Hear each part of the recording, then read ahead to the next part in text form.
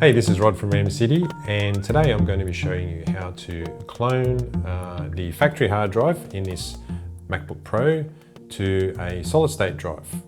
And the equipment that you're going to need just to do the cloning process, obviously you'll need your laptop. You will also need a cloning cable. This is one from an Apricorn kit. We also have Crucial cloning cables available, and there's some that are USB 3 and some that are USB 2. In this particular Mac, all you need is a USB 2. And we just plug that into the USB 2 port, and you're also going to need your solid state drive. So for that, you just plug it into the other end of the cable. Now before we get started with the cloning process, there's a couple of applications that I usually like to run before we do a clone of any hard drive to an SSD. And the first one is a program called CCleaner. So I'm just going to run through how you download that. Just Google the word CCleaner and go to the download link and grab the Mac version. The free version is fine. It does pretty much everything that we need it to do for these purposes.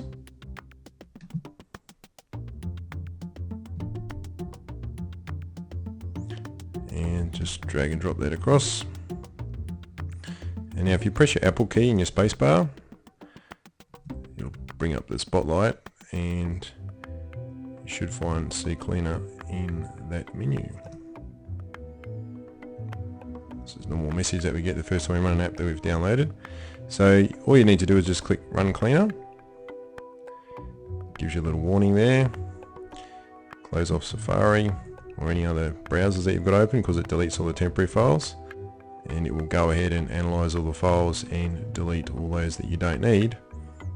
And you'll end up with a whole bunch of files. Like I've only just run this previously and I got rid of about 1.5 gigabytes worth of data. And that was only about 20 seconds ago, so already I've downloaded 26 megabytes worth of data. So can really save time when you're doing your cloning process if you've already run this first. So just before we get started with the cloning, I'm just going to run the Blackmagic software, which is benchmarking software. It gives us an idea of how well the existing storage hardware in the machine is running. And as you can see, we are not exactly breaking any records. So this is with the original factory mechanical hard drive from Apple, and we get about 43, anything up to about 50 usually I get, megabytes per second read and megabytes per second write. So we'll compare this with the SSD after we've got it installed. Now just taking a step back with initializing your disk. So when you plug in the SSD, which I'm about to do now, via the USB cable, you should get a pop-up like this. It says that it's not readable by this computer. So simply click on initialize. This will be usually what you'll see if you've got a fresh SSD from the factory. And see, this is the one I've got connected to the Apricorn data cable. So all I'm going to do is just name it something friendly. So since I've got a Crucial MX100, I'm going to name it MX100, and then click on Erase.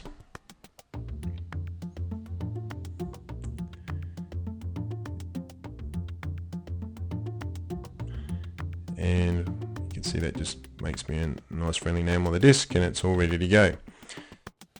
Now the next piece of software that we need is one called superduper. So just do a quick search for that on Google just to show you how we download and install it. It comes from the Shirt Pocket website.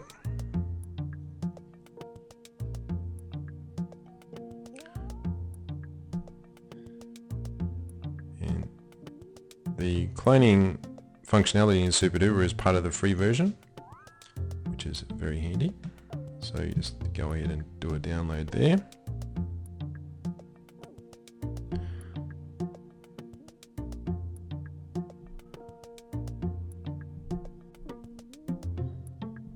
Just accept the defaults. Drag and drop our superduper app onto the applications folder.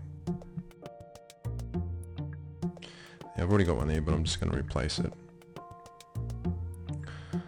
Okay, so now that we've done that, we can run the application. So once again, I'm just going to go into the Spotlight and type in superduper, and we'll open that. And if you've been using it before, you might see a message like that. But it's very straightforward. So essentially you just want to get your source drive. So in my case, this is the factory drive that I've got installed, and I'm going to copy that to my MX100. Now notice that I'm going from a larger drive to a smaller drive. Now I already know that I've got about 180 gigabytes worth of data consumed on this drive, so I've got no problems copying it to a slightly smaller drive. And if you're going from a smaller to a larger drive, well, SuperDuper will handle that for you as well. And just the default type of backup here is all you need, and you just simply select on copy now, type your password in, one final warning, and away it goes. Now this will take a while, so I'll pause it and we'll come back. Now I was a bit hasty with the OK button there, but that cleaning is all finished and we're ready to go on to the next stage. And before we go on to the next video, where we'll show you how to actually switch the hard drive and the SSD in your system, I just want to run the Blackmagic software again. And if you remember from the beginning of the video, we ran this on the old factory hard drive, and so I've switched to the new SSD, and running the software again, you can see that this is what the hard drive ran at, and this is how the SSD runs. And you can see it's a really massive improvement in performance. It's 8 to 10 times faster, and the machine boots much quicker, loads applications instantaneously, makes it much nicer to use. So that's what you can expect when you upgrade to an SSD. Okay, now that your cloning is finished, you can disconnect the drive. So just unplug it from the cable, and that's it. That's all you need to do. So to actually install the drive, we have another video for that, and you can see that one right here. And thanks for watching.